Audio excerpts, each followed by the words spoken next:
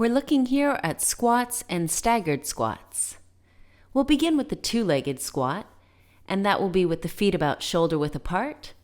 The knees will line up over the middle toes as you sit your hips back and reach your arms forward.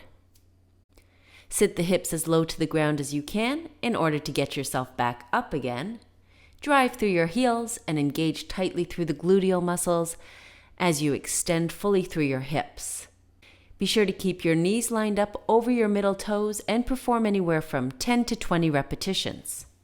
And another variation for the squat is the staggered squat, where we will overload one leg. Let's begin with the left leg. So your feet will be about hip width apart from one another, and the toes of the right foot will be lined up with the heel of the left. Stay on the toes for the right foot, so that you can overload and put the majority of your weight through your left leg, through your left heel.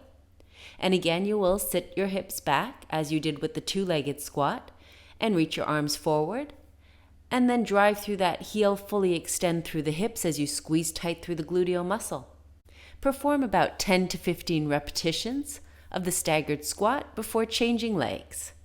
So we will now overload the right leg and separate the feet about hip width apart from one another, line the toes of the left foot up with the heel of the right, and stay on the toes of the left foot. Then again, drive your hips back as you reach your arms forward and sit the pelvis down as low to the ground as you can. Then drive back up and fully extend through the hips. You will lean the upper body forward from the hips as you sit down, but you will also keep the spine long and imagine you're lifting your breastbone the whole time and avoid rounding forward through the back. And finish up after 10 to 15 repetitions.